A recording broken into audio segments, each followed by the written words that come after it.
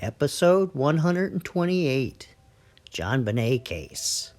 What caused this fracture? Unfortunately, I don't believe this episode is going to be very good. But we're going to move forward and try to do the best that I can.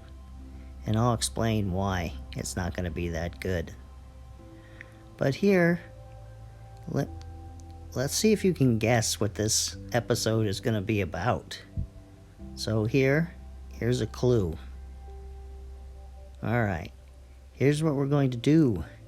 We're going to do 3 experiments on hitting styrofoam and seeing what kind of indentation it makes on the styrofoam. Experiment number 1, and this is kind of a little bit of a practice run, and I'm using the hammer. Okay, so here's the first attempt, hitting the styrofoam with the hammer. Oh, wow. So you can see the indentation, and you can see that I used the hammer sideways against the styrofoam. Experiment number 2. Now this time I hit it much harder and filmed it in slow-mo. Alright, here.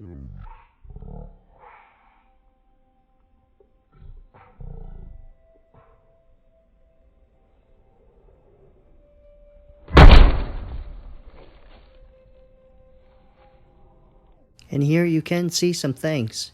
You can kind of see that the rip in the styrofoam is about the same length as the hammer, and it also tears a little bit longer. So on to the next one. Okay, and this time I use a lug wrench, and it's from a small vehicle, because I only own a small vehicle. I'm a poor man. But let's see what it does. Experiment number 3.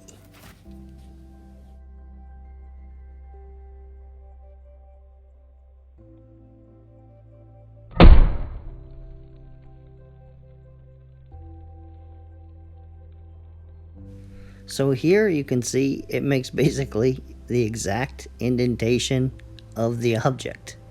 There it is, clear as a bell. So my point is that fracture of her skull, that indentation in her skull, that's going to match exactly with whatever object she was hit with. Bonus experiment.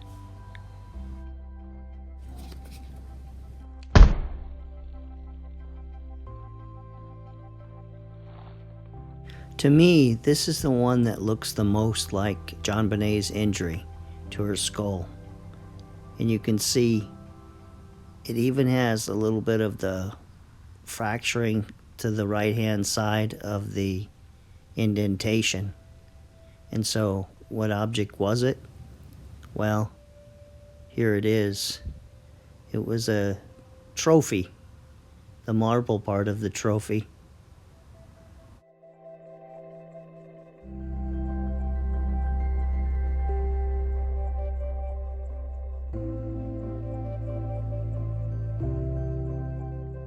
Well, this ends this episode, and I will follow this episode up next weekend with a better presentation for you. In the next episode, we're going to look at John Fernie some more and what he was doing up so early on December 26th. So I'll see you the next time.